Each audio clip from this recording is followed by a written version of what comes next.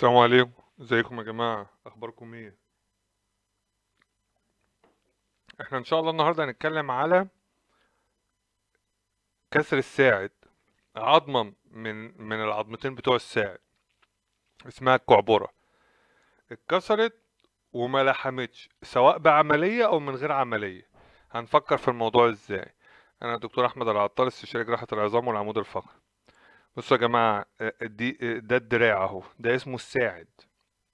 العظمة اللي ناحية الصابع الكبير اسمها الكعبرة، والعظمة اللي ناحية الصابع الصغير اسمها عظمة الزند. احنا هنتكلم على العظمة دي. العظمة دي اتكسرت مثلا ومش راضية تلحم.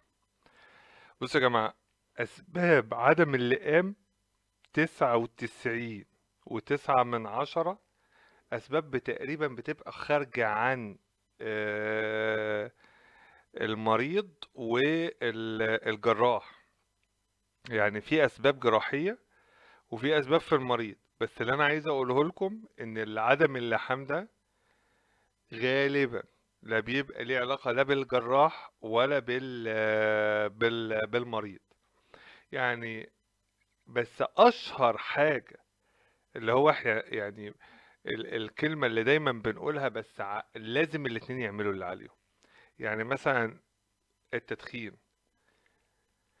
التدخين بيأثر بالسلب على اللحام بنسبة 60%. يعني لو أنا عندي كسر، طيب واللي ما بيدخنش عادي، في نسب ما بتلحمش، بس يبقى اسمي ان انا عملت اللي عليا. طيب وجود السكر بيرفع النسب لغاية 20%. طب ولو هو تقريبا يعني، طيب ولو هو ما عندوش سكر ما بيلحمش برضه عادي، في نسبة ما بتلحمش. يعني انا عايز اوصل لك انك ما تحملش نفسك واللي حواليك عدم الالتئام. دي في الاول وفي الاخر ارادة. احنا بقى بنحاول نصلح او ندعم او نزود بالعلاج بطرق العلاج اللي هنشوفها بعد شوية. طيب في عوامل مرتبطة بالكسر، الصديد. طب ولو ما فيش صديد؟ طب وهل وجود الصديد ما بيخليهوش يلحم؟ لا بيلحم بس بيتأخر. طب عدم وجود الصديد بضمان ان هو يلحم؟ ما بيحصلش الكلام ده، مبيبقاش فيه صديد وهو بيلحم، ما بيبقاش فيه صديد وما بيلحمش. طيب تعدد الكسور. يعني لو كسر زي 2 زي 3 زي تفتت، طبعا لا، كل ما بيزيد عدد الكسور كل ما بيبقى النسبة أقل، وهكذا يا جماعة.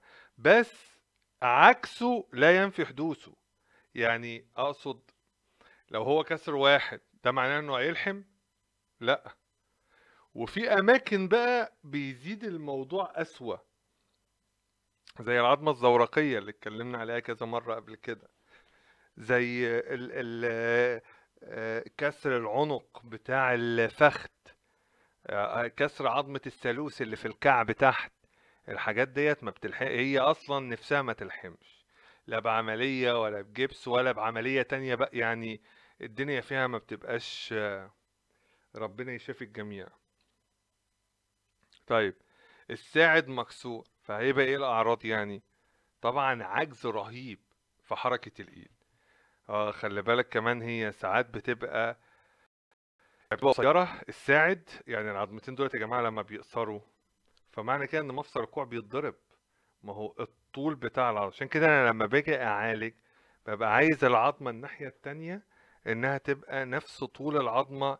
يعني بقيس بشوف الاشعات على الايد السليم عشان احاول اخلي الايد، نعمل عظمه الكعبره او الزند نفس طول الطبيعي اللي هو الناحيه التانية.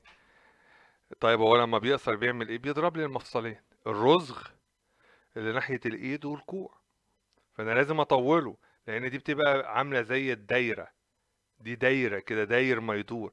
فلو فكيت الكسر هنا هوت او قصرت، بحمل على المفاصل فوق وتحت، وبخلي لفة الايد وضع الشحات وعكس وضع الشحات مش موجود. ما بتعرفش تلف ايدك، ما بتعرفش تفتح بالمفتاح. طيب وورم، ولو لا قدر الله في التهابات زي الصديد او كلام زي كده، بيعمل خراج او ساينس، يعني نفق بيطلع من جوه على بره. طيب الاشعاعات اللي احنا بنبقى طالبينها ايه؟ بتبقى غالبا اشعه عاديه واشعه مقطعيه. بتكلم على الكسور اللي هي اتعالجت وما لحمتش. احنا في المرحله التانية مش في المرحله الاولى. طيب وبنبقى عايزين دلائل الالتهابات، لان حتى لو ما فيش صديد بيبقى فيه احتمالات وجود التهاب. ده بيأثر على طريقة العلاج نفسها. يعني مثلا في وجود الصديد ما اقدرش احط ما اقدرش احط ترقيع عظمي بدون مضاد حيوي. بنحط ترقيع عظمي بمضاد حيوي نوع معين وبيختفي بعد 3 4 شهور.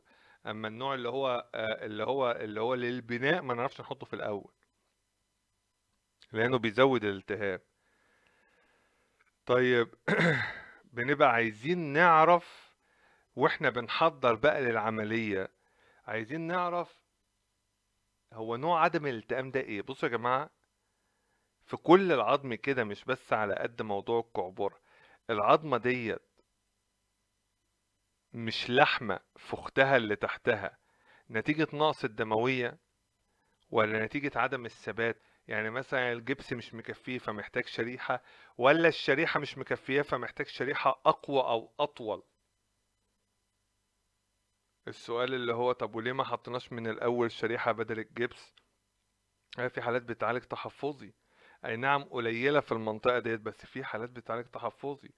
طيب طب احنا حطينا شريحة والشريحة ما لحمت، طب ليه ما حطيناهاش أطول من الأول؟ هو اللي موصوف لها مثلا 6 هول، 6 خرام أو 7 خرام. مش مفيش داعي إن أنا أحط حاجة أطول. كون إن بقى العظمة ما سبتتش بيها، دي حاجة بتاعت ما فيعني الموضوع شوية بنحدد الكلام دوت بان احنا نعرف نوع عدم الالتحام. يعني مثلا لو العظمة صغرت تعرف ان الدموية ضعيفة بالبلدي كده.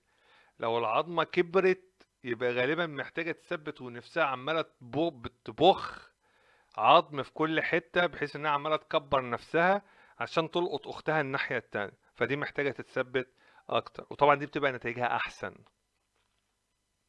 غير اللي هو نقص الدموية ده.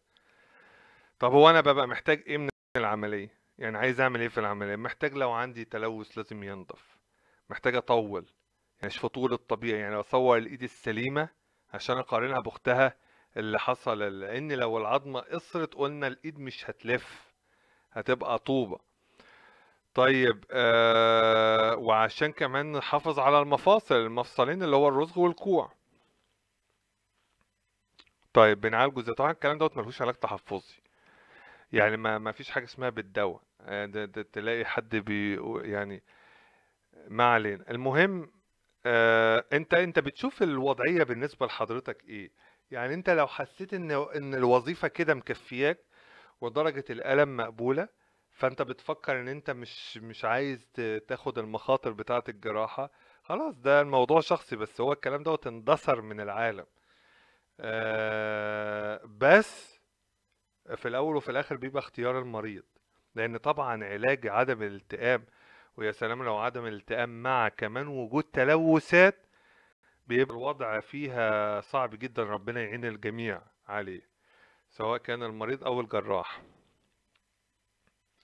طيب وطبعا من ضمن الحاجات المهمة حالة الجلد ايه، يعني هيبقى محتاج ترقيع، هيبقى محتاج دكتور تجميل معانا على حسب الوضع بيبقى ماشي زي العظم لازم يتغطى. طيب بننضف ممكن مرة أو مرتين قبل العملية النهائية. يعني ممكن أبقى محتاج تنظيف أو 2 و3 لما معامل الالتهاب ينزل في الأرض أو ينزل للطبيعة، وبعد كده هو تبتدي أحط الشغل الفاينل. بنبقى محتاجين مزرعة دورية عشان نحدد نوع المضاد الحيوي وعلى حسب الحالة بقى. الحالة محتاجة ترقيع، الحالة محتاجة شرايح، الحاجة محتاجة مثبت خارجي، على حسب كل حالة ووضعها. يعني أنا بس بقول لك الإجابة لمعظم الأسئلة. يعني واحدة من ضمن الحالات الصعبة إن يبقى عندك كسر بالشكل ده، والكسر دوت بقاله فترة، وعامل ضعف في منطقة ناقصة خالص في موضوع العظم، وكمان جرح كبير.